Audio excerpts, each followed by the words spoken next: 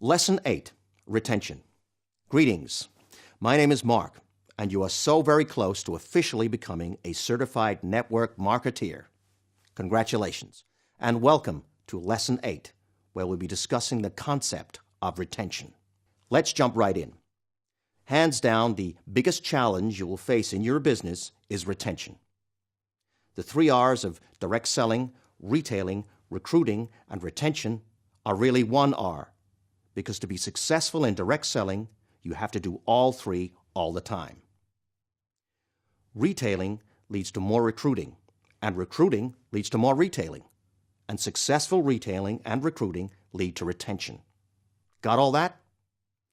You see, each of the 3 R's is equally important. But for your business to be stable and long-lasting, you have to retain a big part of your organization. Retention is to direct selling what endurance is to a marathon runner. Without it, you're going to drop out of the race. Pat Pearson, author of Stop Self-Sabotage and Party with a Purpose, calls retention direct selling's version of the elephant in the living room that everyone tiptoes around but no one wants to talk about. Why the reluctance to talk about retention? Because most leaders are so focused on keeping things positive that they don't want to talk about the realities that everyone in the business must face. As a result, people new to the business aren't psychologically prepared for the bad things that they'll inevitably have to deal with.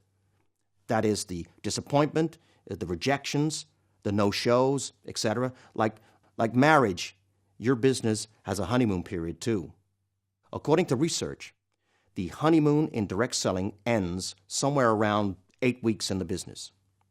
When romance, I love this product, I love this opportunity, I love my sponsor, I love this company, gives way to reality, I take rejection personally. I'm not good at sales. I'm too busy with other things. The keys to successful retention and successful marriage are the same awareness of realities and challenges you will face, combined with a willingness to learn and implement strategies that will break through those challenges and bring about results. I'm now going to take you through 10 tips to increase retention. Learn them, practice them, and teach them to your people, and your retention rates will soar. Tip 1. Be open for business. A great benefit to direct selling is you set your own hours. But that's also the biggest downside to the business, because it's easy to take a few hours off, then a day off, then a week or 2 off, then a month off, and before long you're off more than you're on, and the business goes down the tubes. You can't work the business if you're not open for business. Seems pretty obvious, doesn't it? But when people drop out of the business, it's because, in their words, this business doesn't work. It's because they weren't working the business. This business works if you work the business. If you won't work it, it won't work for you. It's that simple. The most successful people in direct sales are open for business every waking hour of every day, because they're either thinking about the business, or learning about the business, prospecting, networking, following up, building relationships, offering encouragement, or using the products themselves. Being open for business isn't limited to retailing and recruiting, although that's the most productive use of your time. Being open for business means being a direct salesperson, not just doing direct selling. To paraphrase Shakespeare, to be or not to be a direct seller, that is the question only you can answer. Tip 2. There's safety in numbers. Direct selling is like baseball. The best players fail their way to financial freedom. Major League Baseball players who consistently average 3 hits for every 10 at-bats are in the top rank of income earners. They get paid huge amounts of money to fail 70% of the time. But even the best hitters have slumps. They get discouraged. But they don't quit the game. Do they? No. They keep swinging the bat, knowing that things will average out over a long season. It's called the law of averages. Same goes for direct selling. Every time you get a no in this business, the law of averages means you're just one step closer to getting a yes.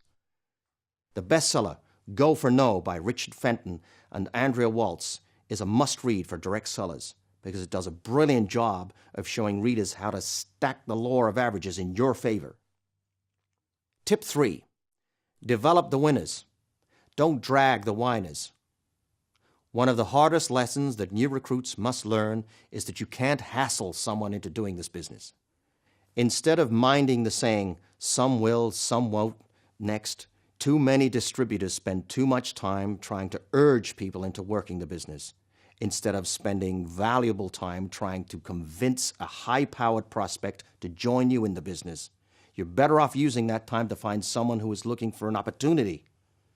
Same concept applies to people in your organization who are more focused on making excuses than making money. As Burke Hedges says in You Inc., there are reasons and there are results, and reasons don't count. Whiners have lots of reasons but few results. And as long as you're an audience to their whining, they'll just pull your results down with theirs. In this business, the squeaky wheel gets the grease only if they are also getting results. Tip 4. Teach gratitude recruiting. Gratitude recruiting is a term to describe a way to reframe your mental scripts to focus on positive outcomes. Instead of focusing on what doesn't work, gratitude recruiting focuses on the benefits that attracted you to the business. Many self-sabotage their success by focusing on the negatives, such as, I don't want to intrude on people. I'm not very good at this. And she's too busy to join me in the business. But in gratitude recruiting, you reframe yourself to focus on the benefits that attracted you to the business. She's so outgoing, this business would be perfect for her. A flexible schedule would allow her to homeschool her children. She's always dreamed of owning her own business, but doesn't have enough money to open a store or buy a franchise. Before talking to a prospect, remind yourself that your opportunity is a gift, and that gifts are for giving. If the prospect receives your gift, that's terrific. If the prospect refuses your gift, that's terrific also. They're not refusing you, they're refusing your gift. So give your gift freely and often, with an attitude of gratitude, and your business will flourish. Tip 5. Teach the cycles of change. The cycles of change is another concept from Party with a Purpose by Pat Pearson. The cycles of change describe the up and down cycles that will occur over and over again in your business as well as in your life. Once you learn to recognize and understand these cycles, you'll be better able to manage your emotions and keep yourself on an even capsize during the ups in your business and the downs. Let's discuss the 4 cycles of change. Cycle 1. Go for it. This is the high point of the cycle. Self-talk is characterized by positive thoughts, like, I'm doing the work I want to do, I'm having fun, making money, and feeling good about myself and the choice I have made. You feel confident, in control, fulfilled. Then something unexpected happens and the negative emotions flare up and you drop into a lower cycle, the doldrums. Cycle 2, the doldrums. This period in your life is like a low-grade depression. You're plagued with self-doubt. You feel out of sync. You're pessimistic, and you can't see your way out. You lack energy and direction. You can't motivate yourself to pick up the phone because you dread the outcome. But don't get discouraged. Soon you'll find yourself climbing your way back up into Cycle 3, cocooning. In this stage, you become introspective. You go inward, asking questions, seeking answers to your roles in life, questioning your values, searching for a new identity. This phase leads to feelings of rebirth and self-renewal, which gradually evolves into the final stage of the cycle, Cycle 4, getting ready. In this phase, you're moving from inward questioning to outward action. You read books, attend seminars, and start dreaming again. You start to reformulate the vision you have for your life, and the knowledge and self-confidence you've gained encourages you to become even bolder until, bam, you're right back in the go for it stage of the cycle of change. Everyone starts out in the go for it phase, and then when life happens, and not everything goes according to plan, it's only natural to sink into the doldrums. And not surprisingly, when new people hit this phase, the weak and the uncommitted drop out of the business. By being aware of these phases, your people will better understand their emotions and endure the low cycle until it starts moving upward again. Tip 6.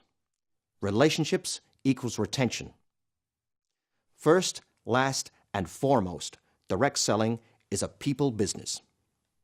People distributing products to people, people buying products from people, people recruiting people, people training people, people helping people. The key to success in a people business is relationships. Good, real, genuine, sharing, caring relationships. As the old saying goes, people don't care how much you know until they know how much you care. Lee Iacocca, former CEO of Chrysler, summed up the importance of relationships this way. In the end, every business can be reduced to 3 words: people, products, and profits. People come first.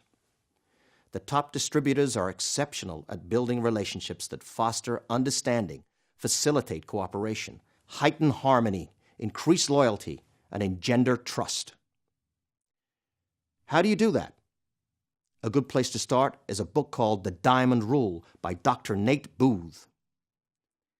We've all heard of the golden rule: treat others as you want to be treated. The diamond rule is even better. It says treat others as they uniquely want to be treated. Take time to talk to your people. Learn what their dreams are. Learn what they value most. Understand their wants and needs. Treat them with love and understanding and respect. In a word, show you care, and they'll show you loyalty. Tip 7. Get your new recruits making money right away. Research shows that the typical new recruit talks to one person before dropping out of the business. You read that, right? One person. No wonder retention is the elephant in the living room. No wonder dropouts say this business doesn't work. Most of them never gave the business an opportunity to work. Do you remember what your first few weeks in the business were like? You were scared, unsure of what you were getting into, confused about how this business works, unfamiliar with the business model. Well, your new recruits are experiencing the same fears and doubts. They're vulnerable. Just the slightest negative experience can jolt them out of the business. That's why the first month is so crucial for success in direct selling. As the sponsor, you're obligated to do some hand-holding during the recruit's first few weeks in this business. Help them with their invitations. Help them retail products and congratulate them on their commissions. Do the product demos and business presentations until they can stand on their own. Once they start earning money and sponsor some people, then the business becomes real and doable. Remember the 3 R's. To retain, first you have to retail and recruit. Tip 8. Plug your people into a system. More than half of the goods and services sold in North America are distributed through more than 2,000 different franchised businesses. Why are there so many franchises, and why are they so successful? Because they offer new entrepreneurs a proven system that ensures their success by taking challenges out of opening a new business. As the old advertisement for AT&T said, the system is the answer. As Burke Hedges points out in Who Stole the American Dream, the system for running a franchise in Miami and Moscow are the same. Different languages, different prices, slightly different menu, but the same system, which is why McDonald's has 20,000 plus profitable locations all over the world. That's the power of franchising. Successful direct sellers are like franchises in that they plug their new people into a duplicable success system. If you are new to the business and were sponsored by someone without a system, then go upline until you find a seasoned, successful leader and get yourself and your new people plugged into their system. Once people are in a system, their odds of sticking in the business increase 100-fold. Tip 9. Create traditions. Webster defines traditions as the handing down orally of stories, beliefs, customs, proverbs, teachings from generation to generation. In direct selling, the generations are measured in weeks and months instead of decades. As each new recruit is a new generation, so to speak, traditions are essential to cultures because they provide unwritten rules that give direction, meaning, and a sense of belonging for all the members. If you don't stand for something, you'll fall for anything, goes the old saying. Some of your traditions will be adopted from the larger community, such as starting each meeting with a meet and greet. Others can be fun and lighthearted, such as offering door prizes or providing refreshments at opportunity meetings. Traditions are cultural signposts that remind members this is who we are and what we stand for, while also signaling your organization's values to prospects. If, for example, you start meetings with country music and keep things lighthearted, and a prospect hates country music and is serious and grim-faced, better to offend her now than later. Some will, some won't, so what? Next, last but not least, tip 10. Teach your new recruits how to follow up and follow through. Unlike retailing or making a list or contacting, inviting, or showing the plan, which are all one-time events, following up is an ongoing process. Once a prospect shows interest in your products or your opportunity, it may take several meetings to follow through on the follow-up process. Unfortunately, lack of follow-up is one of the biggest weaknesses of direct sellers, especially people new to the business. Poor follow-up means poor results, means poor retention. Poor follow-up results from the 100-pound phone phenomenon. Here's how it happens. New to the business, Nancy knows she needs to make some follow-up calls. She dreads making those calls because she fears getting a no. She stares at the phone, and the more she stares, the heavier the phone becomes. And finally, she says to herself, "The phone is too heavy to lift tonight. I'll pick it up and call tomorrow when it's lighter." Problem? The more Nancy waits to call, the more weight the phone gains. So the call is never made. The prospect is never sold or signed. Nancy never sells her product or sponsors a new person, and she drops out of the business. To increase retention, you must train your people to follow up and follow through. Early on, with your new people, do 2 one-on-one conference calls to show them how to follow up. Hand out scripts that new people can read on the phone. Teach your people how to assume the sale. "Mary, I pass through your neighborhood daily. What day is best for us to meet for a few minutes? Tuesday or Thursday? Morning or afternoon?" The more training you can do on follow-up, the better. Here are a few great follow-up questions to ask prospects to get them to make a decision. Are you ready to get started, or do you need to see the plan again? What would you do with your first profits from the business? Who have you been thinking about that you'd like to sponsor? What benefits of the business appeal to you the most? Now, if you follow up on these 10 tips, your business will definitely go up and up in volume. That concludes our lesson on retention. It's a lot to take in, so if you feel you need to go back and review, feel free to do so. Try to write the 10 tips of retention on your own from memory now. If you find difficulty, don't give up. These lessons are here for you to review over and over until you're ready. You're at the finishing line. I wish you all the best in your next and final lesson.